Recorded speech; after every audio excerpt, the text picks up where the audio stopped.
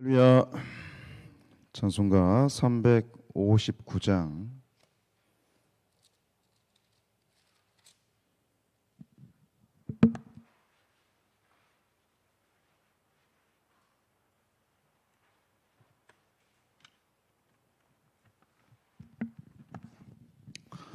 (359장)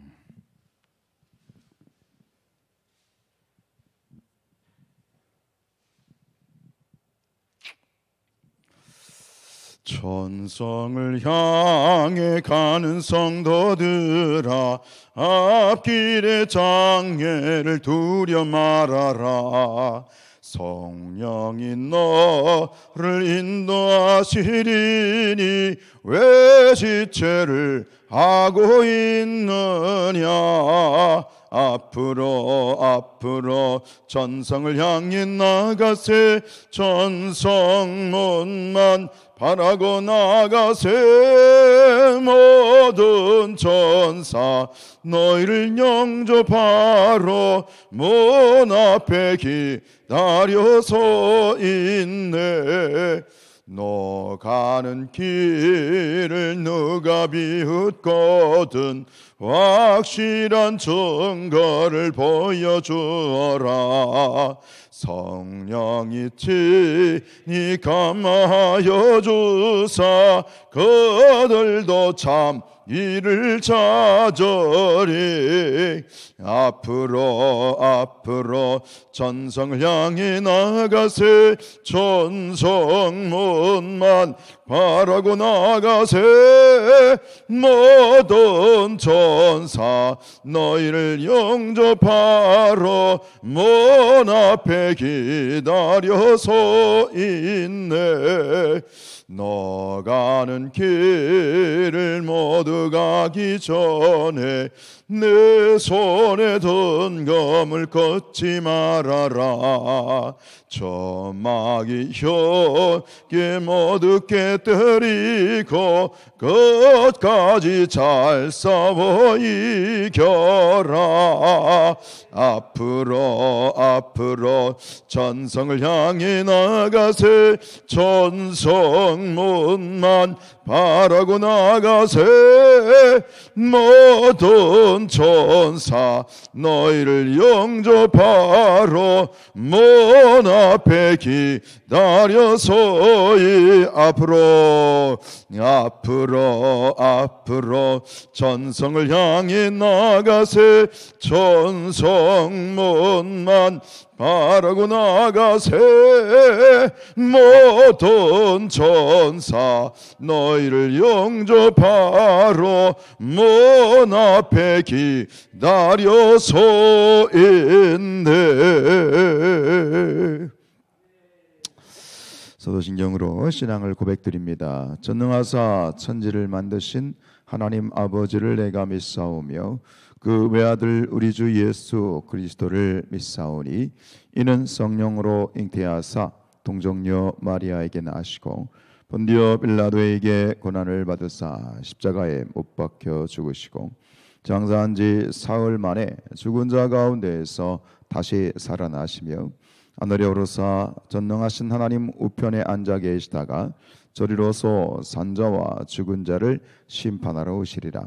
성령을 믿사오며 거룩한 공예와 성도가 서로 교통하는 것과 죄를 사하여 주시는 것과 몸이 다시 사는 것과 영원히 사는 것을 믿사옵나이다. 아멘. 네, 요한계시록 13장 11절로 18절.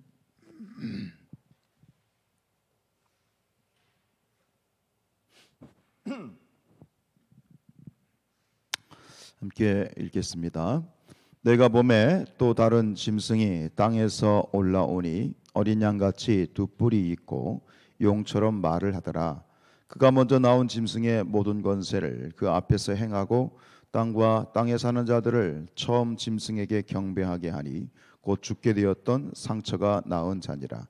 큰 이적을 행하되 심지어 사람들 앞에서 불이 하늘로부터 땅에 내려오게 하고 짐승 앞에서 받은 바 이적을 행함으로 땅에 거하는 자들을 미혹하며 땅에 거하는 자들에게 이르기를 칼에 상하였다가 살아난 짐승을 위하여 우상을 만들라 하더라. 그가 권세를 받아 그 짐승의 우상에게 생기를 주어 그 짐승의 우상으로 말하게 하고 또 짐승의 우상에게 경배하지 아니하는 자는 몇이든지 다 죽이게 하더라. 그가 모든 자 곧 작은 자나 큰 자나 부자나 가난한 자나 자유인이나 종들에게 그 오른손에나 이마에 표를 받게 하고 누구든지 이 표를 가진 자 외에는 매매를 못하게 하니 이 표는 곧 짐승의 이름이나 그 이름의 수라. 지혜가 여기 있으니 총명한 자는 그 짐승의 수를 세어보라. 그것은 사람의 수니 그의 수는 666이니라. 아멘. 네, 오늘이 6월의 또 마지막 날입니다. 또 이 새벽에도 늘 깨어서 기도하신 모든 분들에게 큰 은혜가 있길 축복합니다. 우리 육신이라고 하는 것은 이게 그 뭐랄까요? 고무줄 같은 힘이 있잖아요. 네? 고무줄 같은 힘, 자꾸 끌어당기는 힘. 깨어 기도하려고 그러면은 자꾸 잡아당겨서 기도하지 못하게 하는. 우리 육신을 이긴다는 거, 이게 우리가 그저 하루 이틀 해서 되는 게 아니라 일평생 하나님 앞에 천국 가는 그날까지 참 우리의 이 영적인 육신적인 긴장을 놓지 말아야 되겠습니다. 이 새벽을 깨워서 특별히 기도하는 분들을 보면 참 대단하다. 대단하다. 모든 것은 하나님이 하신 일이지만 참 여러분들에게 깨어 기도하는 모습을 또 그 어느 때보다도 이 마지막 시대에 하나님이 기뻐 받으실 줄로 믿습니다. 여러분이 마귀가요 교회와 성도들을 대적하고 공격하는 데 있어서 사용하는 큰 방법 두 가지가 있는데 하나는 외적인 방법이고 하나는 내적인 방법이에요. 외적인 방법이라 그래서 외부에서 어떤 물리적인 혹은 어떤 이러한 그 파괴적인 힘을 사용해서 교회를 공격하는 거죠. 그거는 두말할 것도 없이 어떤 박해, 핍박이죠. 어떤 사람에 의해서 환경에 의해서 핍박하는 거죠. 밖에서부터 무너뜨리기 위해서 공격하는 것인데, 근데 사실 그거보다 더 치명적이고 또 교활한 방법은 뭐냐면 안에 침투해서 이 안에서 이제 문제를 일으키는 거죠. 교회 안에서 들어와서 부패하게 하고 성도들을 미혹하게 하는. 우리가 수요일날 고린도 교회를 보고 있습니다만 고린도 교회가 그거잖아요. 외부적인 압박이 아니라 내부적인 어떤 문제들, 분쟁의 문제, 음행의 문제, 소송의 문제, 예배의 문제, 성령의 은사의 문제. 이 교회 안에서 역사하는 이런 사단의 역사가 밖에서 공격해오는 것보다 오히려 더 강하죠. 근데 또 이게 왜 그러냐면 교회라고 하는 이 공동체가 밖에서 공격을 해오면 오히려 단단해지잖아. 이게 역사적으로 보면 오히려 단단해져요. 왜 그러냐면 어떤 이 공격이나 이런 핍박이 올 때 알곡과 가라지가 갈라지잖아요. 지금 코로나 상황에서도 그래요. 이 비대면 상황 가운데에서 오히려 막 비대면이 더 편하다 그러면서 오히려 이런 자신들의 믿음이 이렇게 드러나는 그런 일들이 벌어지게 되는데, 고난과 핍박이 오면 더 성결해져요. 교회는. 왜요? 가라지들이 걸러지기 때문에 알곡들이 뭉치게 되잖아. 그 알곡들이 뭉치게 되기 때문에 더 파괴적이고 강력해지는 거야, 오히려. 그런데 이 내부에서 문제가 생기면 한없이 교회가 이게 모래같이 푸석푸석해진다고 그래야 되나요? 이 스펀지같이 푸석푸석해지는 그런 어떤 문제가 있기 때문에 어느 순간에 무너져도 이게 전혀 당황할 것이 없을 정도로 교회가 약해지는 것이죠. 이것을 우리가 잘 아는 어떤 이솝 우화의 교훈에서 볼 수 있잖아요. 지나가는 행인의 외투를 누가 벗길 것인가? 바람과 태양이 경쟁을 했잖아요. 바람 자신이 있어요. 바람을 갖다 강하게 불었더니 이 행인이, 지나가는 행인이 외투를 벗기는커녕 더 싸매가지고 더 단단히 붙잡았다는 얘기. 그러나 태양이 비치게 될 때에 그 온화한 따뜻함 때문에 더워지니까 결국 스스로 행인이 외투를 벗게 되는. 여러분, 우리가 신앙생활을 하면서 우리의 모든 환경이 전혀 공격적인 대적이 없고 핍박이 없고 그저 참 모든 것이 평안하고 신앙생활에 좋은 그런 환경이라고 하는 것이 과연 그것이 정말 좋은 환경인가는 다시 한번 생각해 볼 필요가 있어요. 예. 오히려 그것이 사단의 전략이고 사단의 공격일 수 있다는 것이죠. 좀 힘들고 어렵고 문제가 발생했을 때 오히려 그 속에서 우리의 믿음이 더 단단해지는 그런 부분들이 있단 말이죠. 우리가 깨어 있게 되어질 때 이런 상황들을 분별할 수 있는 그런 영적인 눈이 열려질 수 있기를 주님의 이름으로 축복합니다. 오늘 이 마지막 시대 가운데 우리가 이 짐승, 바다에서 올라온 짐승, 땅에서 나온 짐승, 이 짐승들을 우리가 볼 수 있어야 되겠는데, 우리가 보고 있는 21절부터 18절에 나오는 두 번째 짐승, 그죠? 이것은 결국 첫 번째 짐승이 적그리스도, 그리고 이 적그리스도를 하수인 역할을 하는 것이 두 번째 짐승인데, 이것은 거짓 선지자. 그다음에 거짓 선지자가 교회 밖에서 활동하는 거예요, 교회 안에서 활동하는 거예요? 여러분, 거짓 선지자가 교회 밖에 있나요, 안에 있나요? 그들이 일하는 위치가 어디입니까? 교회 안이거든요. 이 일에서 더 굉장히 위험한 거예요. 이 마지막 끝날이 다가오면서 적그리스도, 그리고 그 사탄이 일단 적그리스도를 이용하고 적그리스도의 행동대장 역할을 하는 이 그 거짓 선지자를 두게 되어지는데, 그런데 우리가 하나님은 삼위일체 하나님인 것처럼 이 사탄도 그렇게 움직이는 거예요. 그죠? 사탄, 적그리스도, 뭐예요? 거짓 선지자. 이것이 마치 삼위일체 하나님 것처럼 사단적인 삼위일체로 그렇게 묶여서 일을 하는 모습들을 볼 수 있게 됩니다. 여러분, 사탄의 목적은 뭐냐? 사탄의 일평생 목적은 하나님과 같이 되는 거예요. 여러분 아신 것처럼 이사야 선지자에 보면 이 사탄이 이제 그 원래는 하나님이 그 천국의 찬양을 맡은 그런 찬양 대장의 천사였잖아요. 원래 사탄이 천사였잖아요. 근데 그 사탄이 천사장이었던 사탄이 왜 그가 쫓겨나고 왜 그가 사탄이 돼버린 거예요? 하나님과 같이 되겠다는 거예요. 하나님 같이 되겠다. 그래서 하나님 같이 되겠다라고 해서 쫓겨난 그러한 추방된 이유도 있는데, 늘 사탄은 이제 하나님을 모방하는 거예요. 그래서 이 계시록 16장 13절에 보면 또 내가 보매 개구리 같은 새 더러운 영이 용의 입과 짐승의 입과 거짓 선자의 입에서 나왔다. 오늘 이 상황과 똑같죠. 용의 입과 그리고 짐승의 입과 거짓 선자의 입에서 이 개구리 같은 더러운 새 영, 이 새 영이 나오잖아요. 그래가지고 이 앞에서 우리가 어제 봤습니다만 12절에 이 짐승, 이 거짓 선지자가 누구를 모방하고 있었어요? 어린 양 같았다. 누구를 모방하는 거예요? 예수님을 모방하죠. 그런데 오늘 13절에 보면 또 누구를 모방하고 있냐면 엘리야를 패러디하고 있어요. 엘리야. 13절에 보시면 어떻게 되어 있어요? 이적을 행하되 심지어 사람들 앞에서 뭐가? 불이 하늘로부터 땅에 내려오게 됐다. 불을 하늘에서 땅에 내린 구약의 선지자가 누구예요? 엘리야. 두 번씩이나 그랬잖아요. 네? 두 번씩이나 이 불을 내린 선지자. 지금 엘리야, 하나님의 사람인 선지자인 엘리야를 지금 모방하고 있어요.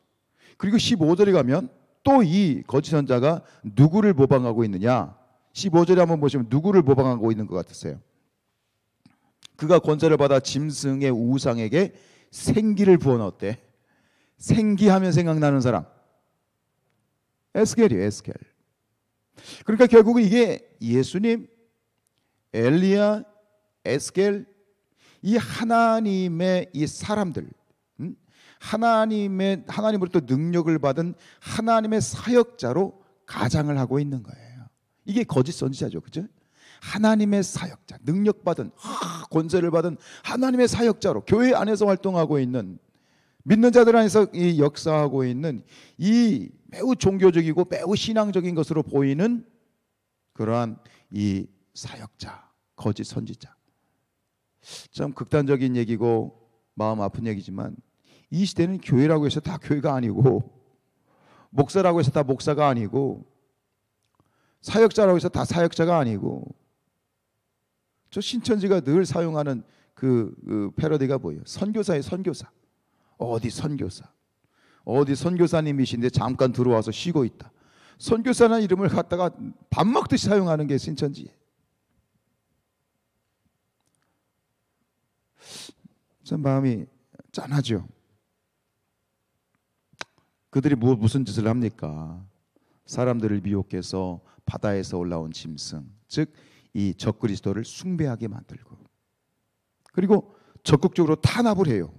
15절에 보면 짐승의 우상에게 경배하지 아니하는 자들을 멸시든 다 죽이더라. 본색이 드러나는 거죠. 죽이는 거예요. 그리고 17절에 가면 뭐냐? 경제적으로 탄압해요. 표를 받지 아니한 그 유명한 이 숫자가 나오죠. 뭐죠? 666. 그 표를 받지 아니한 사람들을 매매를 못하도록 경제적인 탄압을 하는 거예요. 예수님께서도 이런 거짓 선지자들에 대해서 이미 생전에 경고하신 적이 있어요. 마태복음 7장 15절에 보면 거짓 선지자들을 삼가라. 양의 옷을 입고 너희에게 나오나 속에는 노략질하는 일이라. 말씀을 묵상하면서 너무나 당연한 질문일 것 같은데 다시 한번 제 마음속에서 이런 질문이 들더라고요. 근데 왜 우리는 이러한 어떤 거짓 선지자들에게 끊임없이 속고 있는가? 말씀드린 것처럼 이 거짓 선지자들은 교회 밖이 아니라 교회 안에서 역사하는 사람들이에요. 일하는 사람들이에요. 선지자를 찾는 사람들이 누구예요? 믿지 않는 사람은 선지자 찾지 않습니다. 믿는 사람들이 선지자를 찾는 거예요. 믿는 사람들이 뭔가를 더 하나님의 것들을 구하는 것이지, 믿지 않는 사람은 아예 이런 거 구하지도 않아요. 왜 그런가? 거짓 선지자에게 속는 것은 믿지 않는 자들이 아니라 믿는 자들이고, 또 열심히 믿으려고 하는 자들 가운데 사단이 역사하고 이 거짓 선지자가 더 강력하게 역사하는 거예요. 왜 그럴까? 왜 그럴까? 사단의 역사가 강하다라고 하는 그런 어떤 조건을 들이밀면 할 말은 없지만, 그런 문제가, 그런 어떤 이 미혹에 빠지는 문제의 그런 어떤 그 단서가 우리에게도 있는 거죠. 우리의 연약함 가운데 있는 것이죠. 뭘까? 근데 갑자기 이런 하나님의 마음을 주신 건 뭐냐면, 여전히 우리는 무언가를 추구하고 있구나. 무슨 얘기냐면, 우리가 끊임없이 하는 얘기는 뭐예요? 예수님 한 분이면 충분합니다. 그러죠? 이게 어느덧 아주 그냥 상투어가 돼가지고 흔히 예수님 한 분이면 충분합니다. 근데 너무 지나치게 예수님 한 분이면 충분하다고 너무 지나치게 강조하면 드는 생각이, 오히려 예수님 한 분이면 충분하지 않기 때문에 그런 얘기를 너무 강조하는 것은 아닌가. 예수님 한 분이면 충분한 삶, 여러분, 내가 만족하고 부족함이 없는 사람은 만족함에 대해서 얘기하지 않아요. 이미 충분히 만족하고 있기 때문에, 충분히 내가 그것에 대해서 흡족하게 누리고 있기 때문에 그런 만족함이나 이런 걸 얘기할 필요가 없는 거예요. 그런 거에 대한 욕구조차가 없는 거예요. 근데 우리가 끊임없이 신앙생활을 하면서도 여전히 뭔가에 목말라 있어. 예수님 한 분이면 충분하다고 하는데도 여전히 뭔가에 목말라 있어. 자꾸 뭘 찾아. 예수님이 생명수이시고 예수님이 우리의 전부 되시는데 우리 끊임없이 뭘 자꾸 찾아. 그런 어떤 이율 모순적인 우리의 신앙의 모습이 있지는 않은 거예요. 이 지금 한국 목사이지만 세계적으로 그렇고, 특히 우리나라 목회자들은 더 그렇지만, 어떤 세미나 훈련이 있다고 그러면 그냥 다 참석. 저도 목회하면서 있는 훈련, 없는 훈련 다 받아봤지만 뭔가 새로운 것이 있질 않나. 목사들조차도, 목회자들조차도 뭔 새로운 방법이 있질 않나. 이번에도 우리 청년들하고 이제 토요일날 성경 이렇게 토요일날 모임을 하는데, 그 교재가 굉장히 많이 출판이 돼 있잖아요. 옛날에는 어떤 교재 많이 있었어. 근데 요즘은 이제는 어떤 교재, 만족할 만한 교재가 없어. 그만큼 우리가 어떤 영적인 수준이 높아진 것도 있지만, 어떤 만들어진 어떤 그 교재나 공과나 이런 것들이 이게 별로 마음에 안 드는 거야. 이게 흡족하지 않은 거야. 인위적인 거예요. 근데 생각해 보면 그래. 결국 뭐냐면 말씀이면 되더라고요.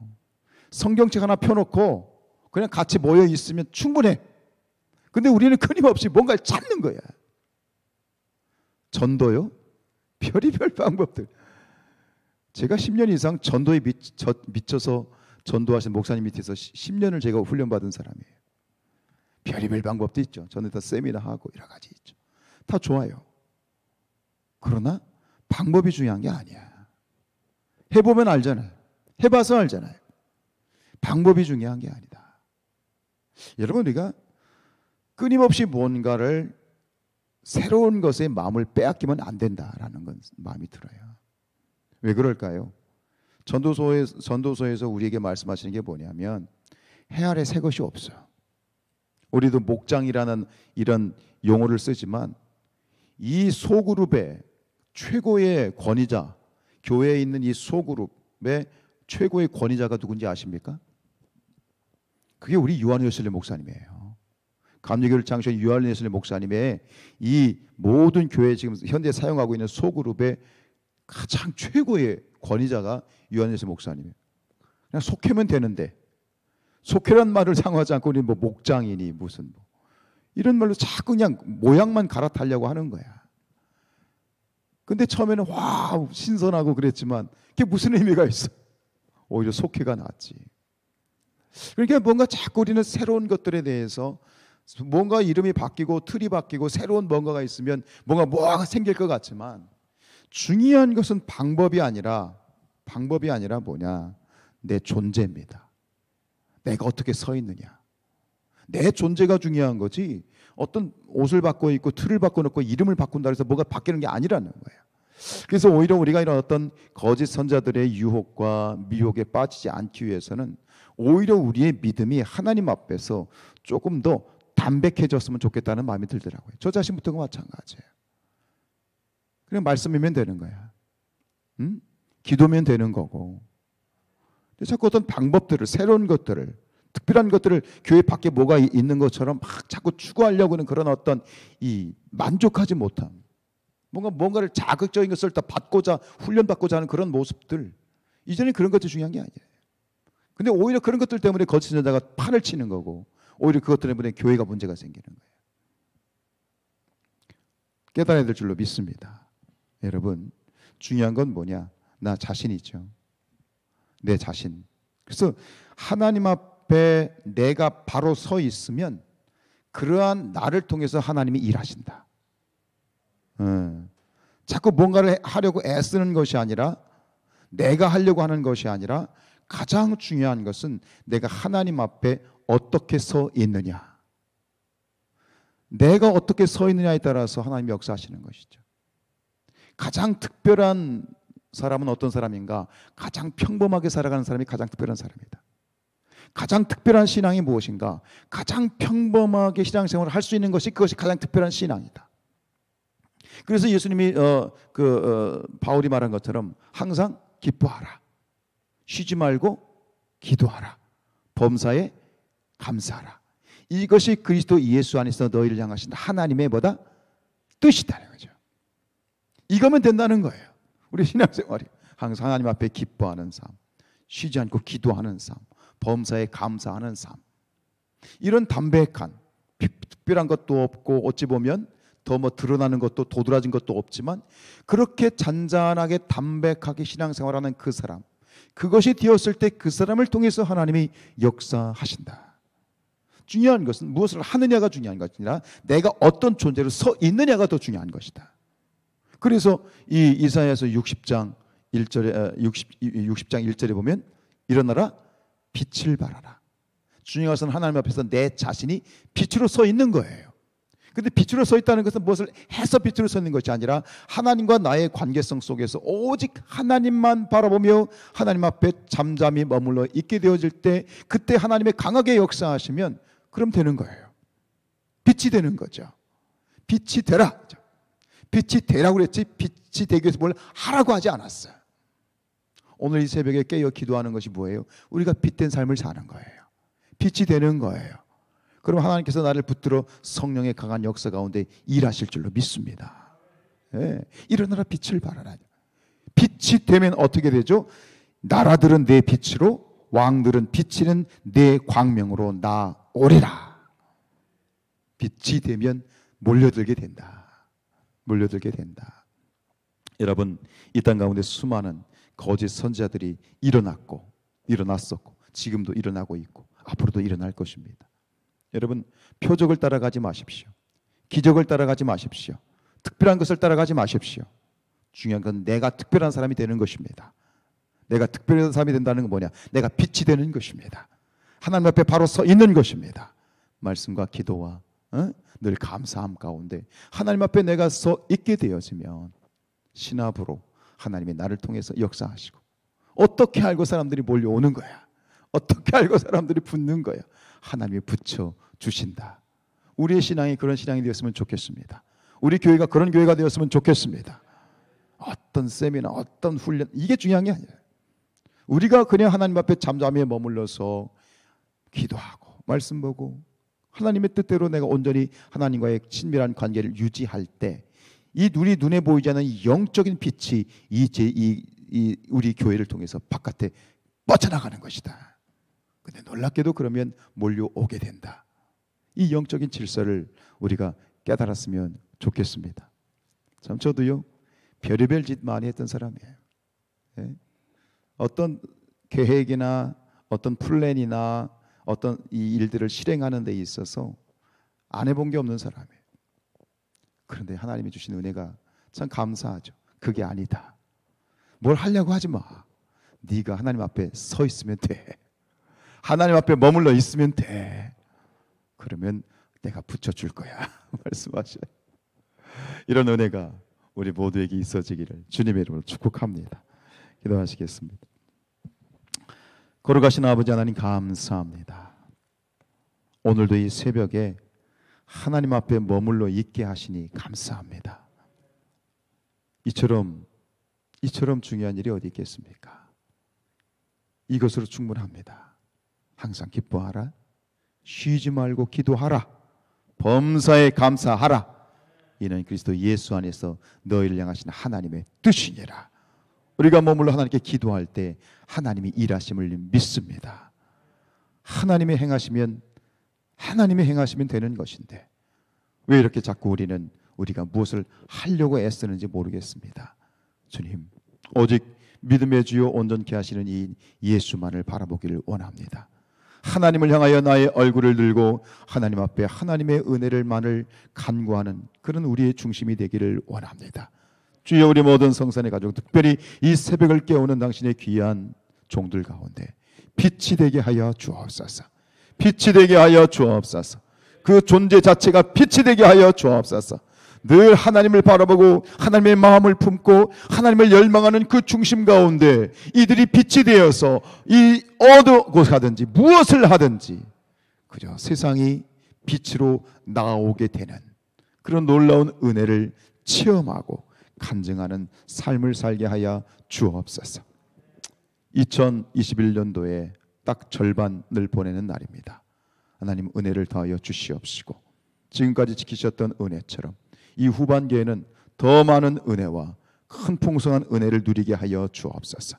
이 하반기에 이 땅 가운데에서 코로나의 모든 기운이 사라지게 하시고 코로나를 정복하게 하시고 이기게 하시고 우리가 자유함으로 승리함으로 예배할 수 있도록 주여 도와 주시옵소서.